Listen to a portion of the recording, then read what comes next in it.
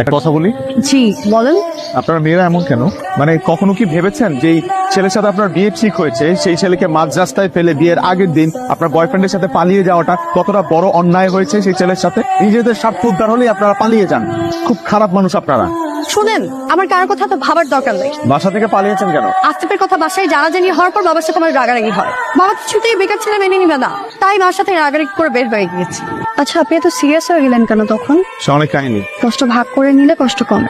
2 বছর আগে আমার বিয়ে ঠিক হয়েছিল। Arrange marriage? অ্যারেঞ্জ হলো, মেয়েটাকে আমি অনেক বেশি ভালোবেসে ফেলেছিলাম। আপনি কি ওই মেয়েটাকে এখনো ভালোবাসেন? আমাকে দিয়ে আর এসব ভালোবাসা হবে না। আমার পক্ষে এখন বিয়ে করা সম্ভব না।